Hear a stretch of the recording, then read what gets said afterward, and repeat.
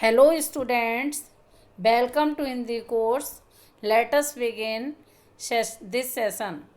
चलना हमारा काम है, ये पाठ मैं आज आपको बताऊंगी। पद्य भाग में हिंदी साहित्य सागर में जो आपके हाफ ईयरली में कोर्स है चलना हमारा काम है, उसे देखिए। गति प्रबल पैरों में भरी, फिर क्यों रहूं दर दर खड़ा, जब आज मेरे सामने है रास्ता इतना पड़ा। जब तक न मंजिल पा सकूं तब तक न मुझे विराम है, चलना हमारा काम है। इसमें सबसे पहले गति शब्द दिया हुआ है। गति शब्द का अर्थ है चाल अथवा रफ्तार। ठीक है, अब आप अर्थ देखते जाएंगे और बीच में कठिन शब्द आएगा, उसको मैं आपको समझाती जाऊंगी। गति प्रबल पैरों में भरी, कवि कहता है कि मेरे पैरों में तेज चलने की शक्ति भरी हुई है। फिर क्यों रहूं दर दर खड़ा। अब दर दर शब्द का अर्थ क्या है? दरवाजे पर खड़े होने से दर दर कहा गया है। प्रत्येक द्वार से दर दर शब्द का अर्थ निकल रहा है।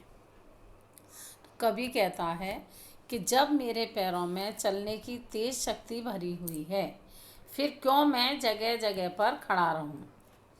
मेरे सामने काफ़ी लंबा रास्ता पड़ा है और जब तक मुझे मेरी मंजिल न मिल जाए तब तक मैं विश्राम नहीं कर सकता और ना ही अपनी गति को मैं विराम दूंगा, अर्थात रुकूंगा।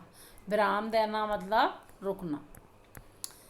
जीवन में आगे चलना ही हमारा काम है। अब सेकंड पैराग्राफ में देखिए आप, कुछ कह लिया कुछ सुन लिया, कुछ बोझ अपना पट गया, अच्छा हुआ तुम मिल गई, कुछ रास्ता ही कट गया। क्या राह में परिचय कहूँ, राही हमारा नाम है, चलना हमारा काम है। कवि यहाँ यह समझाना चाहते हैं कि रास्ते में जब एक दूसरे से कुछ कहना सुनना हो जाता है तो हमारे काम का बोझ कुछ कम हो जाता है।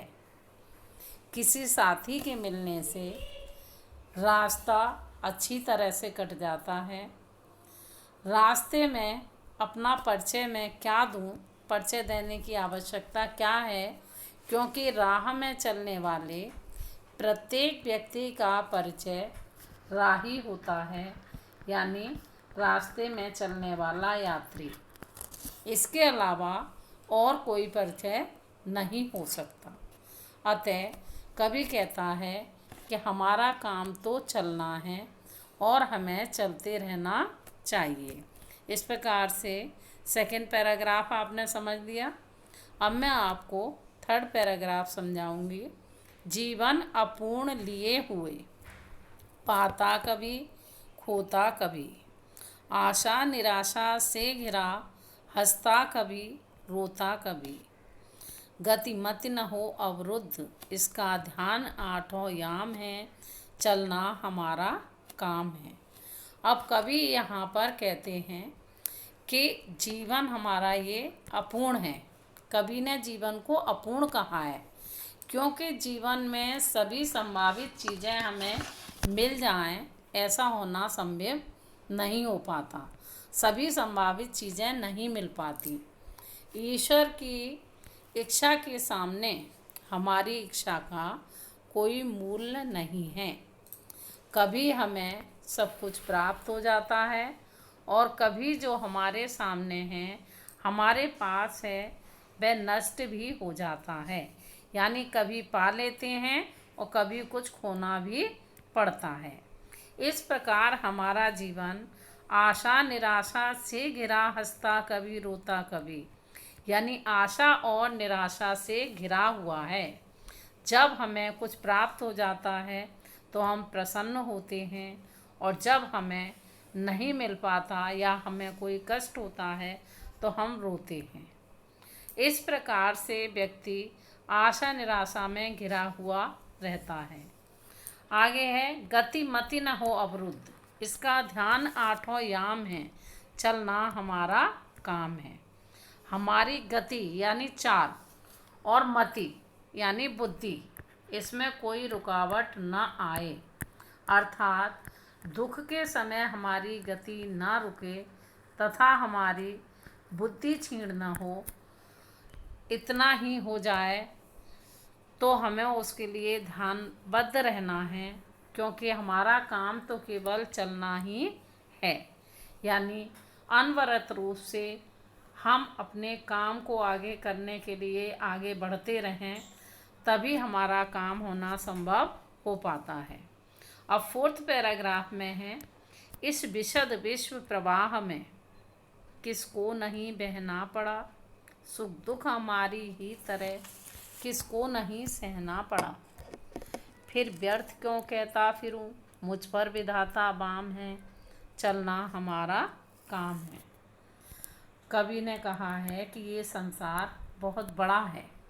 इस बड़े संसार के प्रवाह में सभी को बहना पड़ता है, और जैसे हम सुख और दुख को भोग रहे हैं, हमारी ही तरह सभी को सुख दुख सहना पड़ता है। अर्थात संसार में सभी को साथ साथ चलना पड़ता है और सुख दुख सभी को झेलने पड़ते हैं। जब हमारी स्थिति सभी के समान है, तो मैं अपने दुख को देखकर क्यों कहूँ कि ईश्वर हमारे प्रतिकूल है।